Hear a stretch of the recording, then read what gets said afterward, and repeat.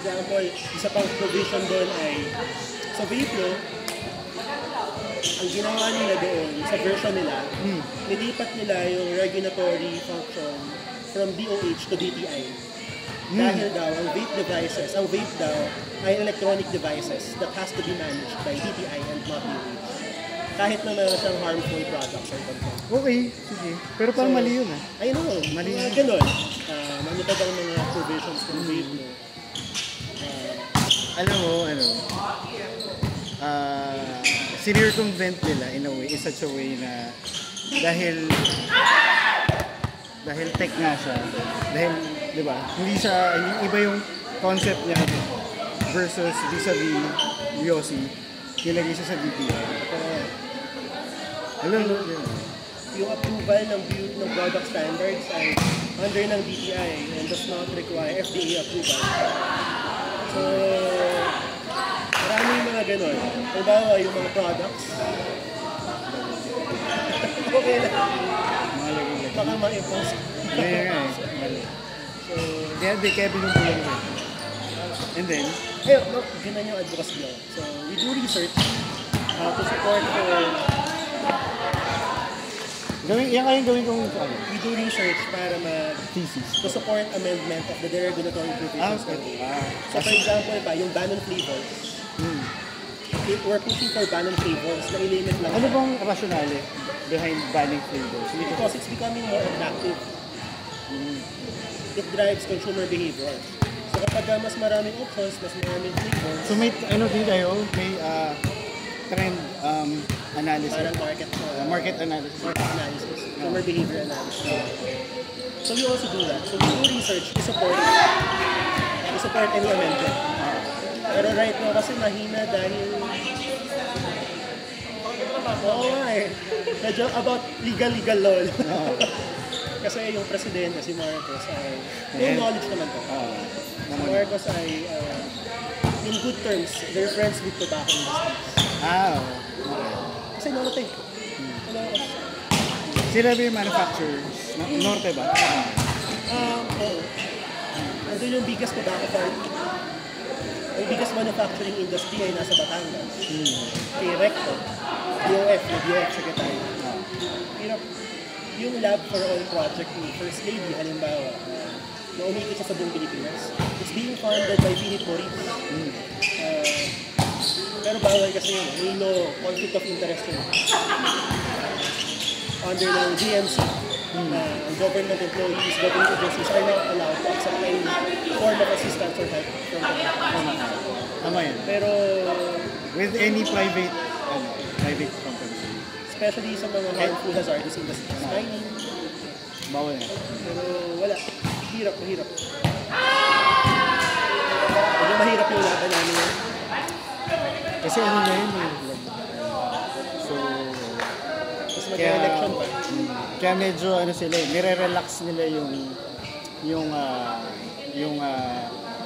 tawag dito. Nire-relax nila yung policy, yung rules. But of course, essentially, we don't take a look at the Marcos Act as our enemy. Because at the end of the day, they're the one in power. They're the one in position. Our only choice for us to be able to amend and influence policies ay to influence the decision makers. Kailangan rin maging mabait pa rin sa Mahirap po. Parang mahirap. Inaano niyo, grabe. Ang laki ng hit, kalabay mo. Mahirap. Kasi political machine. Growing industry kasi. Nagtataka nga ako kasi parang alam ko bawal na eh kasi nagbasa na ako. Like nag-release na nga ang di ka mo, Relics ba or IQOS ng memo. Mawala na sila ng ibang flavors. So akala ko nga siya. May research kami on that. Parang feeling ko parang pwede mo ang gawin ito pang thesis ko sa law school. So, actually hindi pa policy review to Kaya nga eh. So, yung FDA kasi, nag-release na ng advisory noong 2019, banning flavors ng vape. Nililimit nila yung flavors ng vape into just menthol and tobacco. Yun lang yung allowed. Yun lang yung allowed. So, pero, nung napasa kasi yung vape mo, ang sabi lang sa vape mo, ang ban lang ay on flavor descriptors. Ibig sabihin, yung flavor niya, halimbawa ay strawberry, pero pwede mo siyang Lagyan naman yan. i-circumnavigate yung flavor at gawin mo siyang sweet red para hindi siya magmukhang strawberry. Okay, yes. Or they use codes para hindi siya magmukhang mocha milkshake, MMC, mga ganyan. Avocado, gawin mo lang siya, AVO. Yun yung name ng flavor. Yun yung flavor descriptor. So dun sa batas, sa vape mo, yung nakadescribe lang doon, ang limitation lang doon ay banning flavor descriptors that are duly appealing to minors and minors. So ibig sabihin, lahat ng mga citrus, cartoon characters, at mga dessert, bawal yan na flavor. Okay, so for fruits, okay lang. Hindi, bawal din. Bawal din? Bawal din. Basta attractive sa youth, sa children, sa minors. Pero ang ginagawa... Ano naman all-encompassing naman yung wordings? Pero hindi kasi flavor descriptor yun. Pwede lang i-manipulate yung flavor, i-hide yung flavor, using a through different code. flavor descriptors. Yes. Through code, okay. So ngayon, parang akala ng ibang mga suppliers, manufacturers, walang ban ng flavors kasi ang may ban lang, flavor descriptors. Pero technically, in effect pa din yung FDA advisory. Pero may confusion kasi sa interpretation. Kaya yung implementation, pangit. Sabog. Ang ano niyan, ang hirap kasi yan, baka umakyat pa sa SC. Actually, yung FDA advisory na yun, umakyat na yun ng SC. Okay. Pinalad siya ng Philip Morris. Okay. Sabi ng Supreme Court, may jurisdiction ng FDA para mag-ban ng flavor. Oo. So nanalo Ano pati yun. interpretation? Unfortunately, kung napasa yung vape law, kasi FDA advisory na yun. Kung napasa yung vape law, kung sabi lang ng vape law, merong ban lang ng flavor descriptors. Walang mention about flavors. So merong misinterpretation of the law. Confusion of the law. Whether Sino ba ang nag-offer ng like Pimentel? So sinadya yun? Like ganun yung pagkakasulat matindi yung influence sa industry sa law. Grabe yung statutory construction kayo. Para lang ma-circumnavigate. Halimbawa, dun sa batas, wala rin mention about flavor imagery. Yung imagery naman ay pwede yung box. Hindi naka-indicate yung flavor niya as grapes. Pero may picture ng grapes. Okay. Yes ba? Okay. Pero dahil ang sabi lang ng batas, flavor descriptor lang yung bawal. Pwede paglaruan yung imagery, yung design. Mga ganyan. So, Grabe. ganun ka-technical. Ganun ka-technical, grabe Kaya dapat and others. May mga ganun dapat Yung catch all word, dapat may ganun. Sa IRR siya pwedeng gamitin. Grabe yung organized union ng mga goods, retailers. Grabe. They're very organized. Grabe. The most powerful, Pinag-isipan. most intelligent lawyers hired ng mga industry.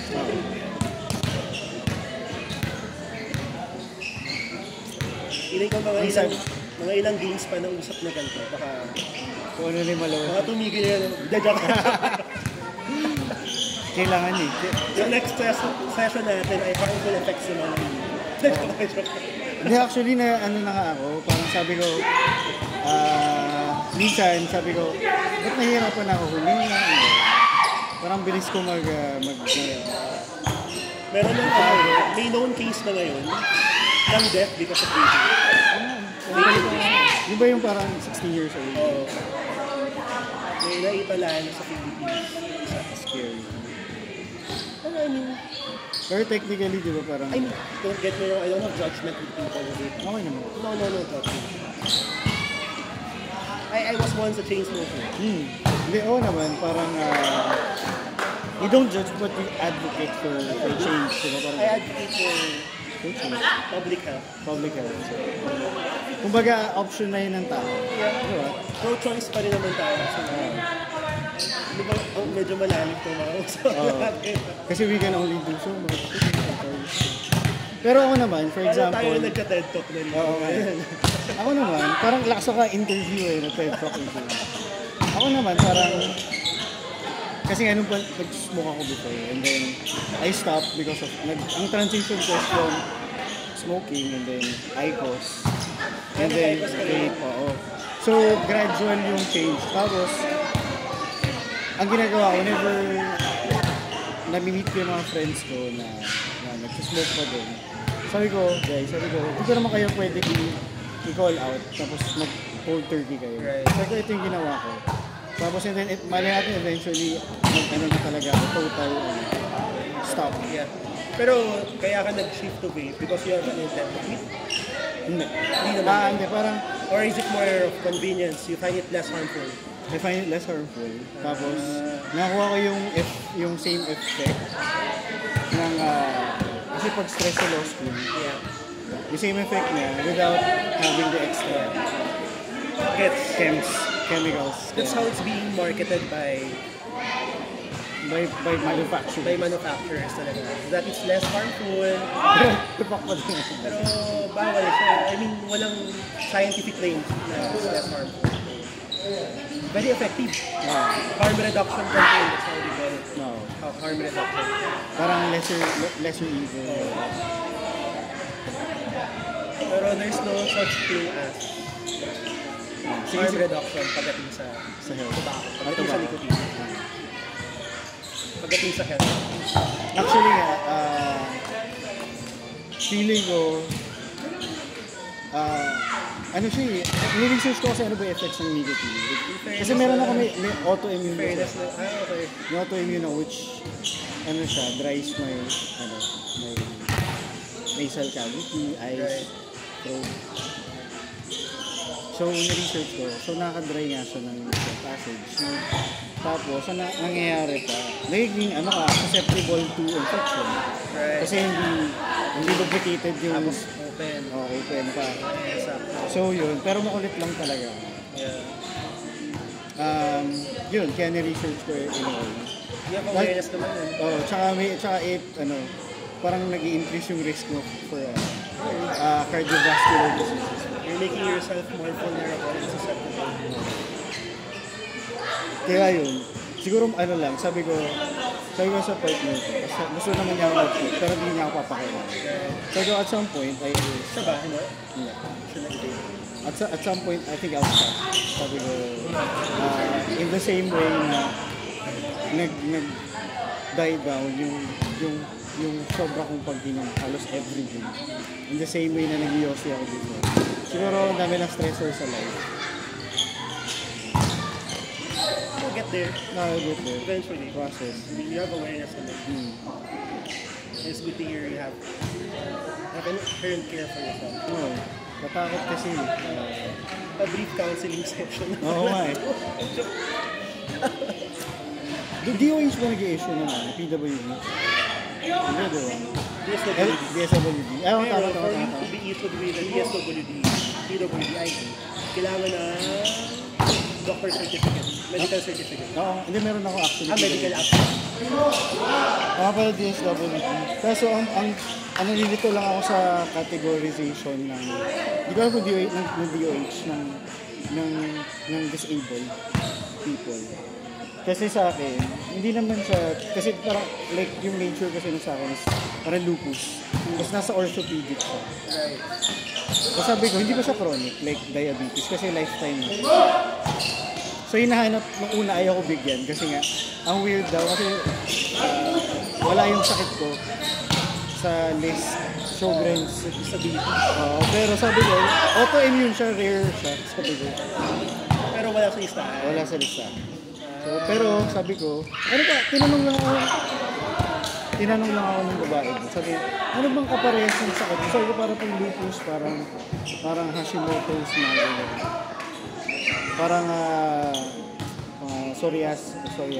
Pero, kasi nag-get siya, okay, sa orthopedic ka.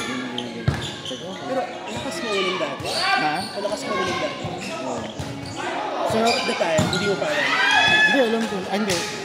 May, ano naman siya, manifestations naman siya physically. Kaya may change talaga.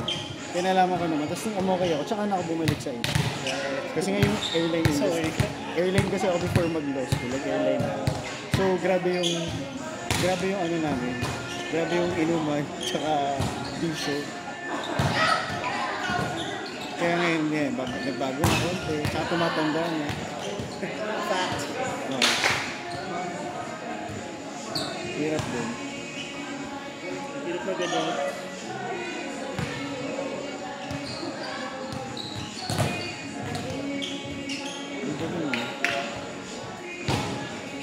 Tobacco. Tsaka ano, no? Alcohol. Pero how are you now? How are you coping with your condition? Ano, controlled naman siya. But every day, parang I've learned how to live with my condition. Right. Kasi management talaga kasi mawalang matapatan ng electric pan. Is it like a lifelong condition? May maintenance na.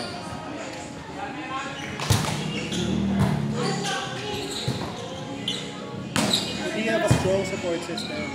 I do. Pag in-explain ko naman, alam naman sa bahay yung kind of yung special needs ko. That's important. Sabi ko pasensya na kasi like pagkasama ko yung mga sabi ko kind of Appreciate you sharing this. Ay, hindi. Ano nga eh. Hindi, actually okay lang sa akin kasi it's kind of parang lesson to other people. Tsaka hindi na siya sad story. Siguro nag-strike pa rin. Pero okay. Kasi parang more than 10 years ito sa akin. 12 years. 22 ano, right after graduation. You were diagnosed with it. Nagka-diarrhea lang ako and then nag-fluctuate na yung immune system ko. So, and common kasi siya sa Japanese. Eh, dad ko Japanese.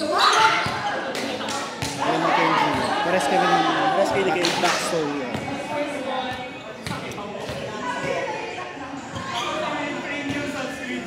You don't see you doing that. You don't seem to have like a condition. Na, parang nung una kasi sabi ko, fuck, August 10, naalala ko, 2012 diagnosed ako. Sabi ko, kailangan ko na sa harap eh. Bagong phase ng life ko. Pero meron ba For siya the like most parts, mga life-changing na mga restrictions that you had to undergo? Buti pwede ka magpagod ng sobra. okay lang. Actually, ano naman siya? Encouraged ang workout. Hindi encourage ang mag-inom at mag-inom. But yeah, matigas ang ulo. Tigas lang ang yun. Matigas ulo. Ano ba restrictions ko? Siguro, restrictions ko actually lifestyle change eh. Hindi naman yung not really sa diet. Siguro iniwasan ko lang tinapay. Bread? Oo, kasi gluten. Kasi inflammatory yung disease ko. So, nakaka-trigger ng inflammation ng bread, ng gluten. Pero, kumakain pa rin ako paminsan-minsan. Pero not all sugar. Talaga, lahat ng sugar. So, you're part ba ng manifestation? Diabetic ka. Ay, hindi naman. Or like a trigger lang ka? Trigger lang siya. Ang ano lang, paano ba? What's the name of it? Sjogren's. SJ. Show.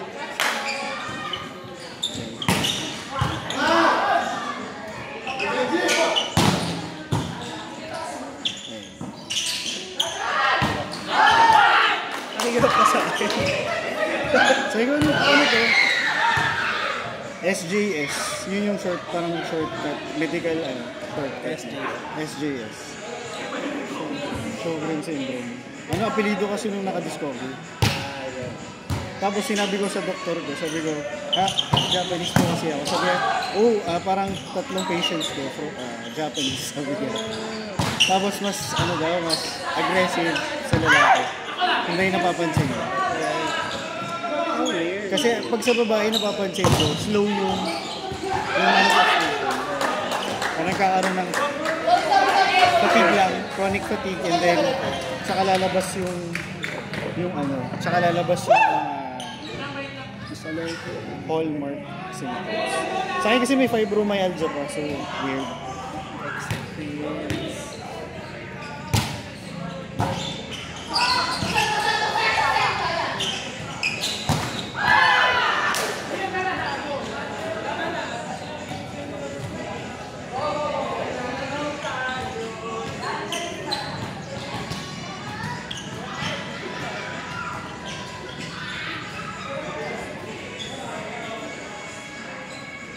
It's good to see you doing well. Ano no, It's sir? good to see you doing well. Salamat. Sabi ko nga sabi ko,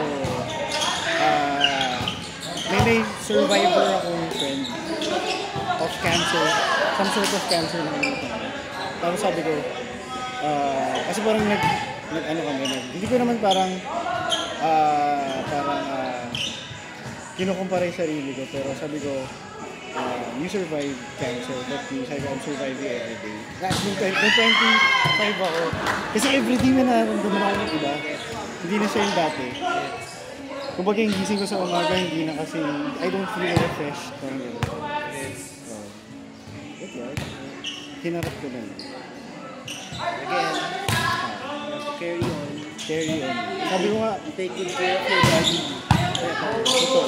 Kaya nga ako nag 5-year program ng law school. Kasi baka mag-flare yung sakit ko. Na-stress masyado.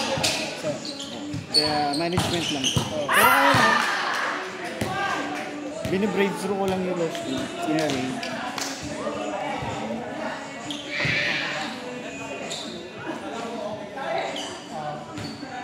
Sa tail end ka naman Almost. bar. Kaya nahihiya ako pa nagsasabi si Glenn ng attorney. Sabi ko, huwag mo na. Misrepresentation. Sige.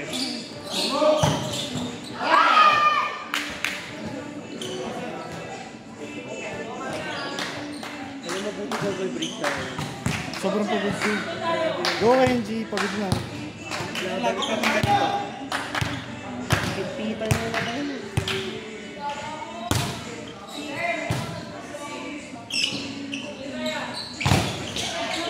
Look. Oy! Ground block. Back row block.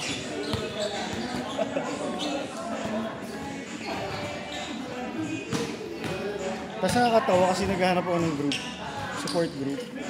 Ang nahanap ko sa US kasi parang ilan lang kami dito sa Pinas. Right. Isang tao pa lang kailangan may children sa Pilipinas.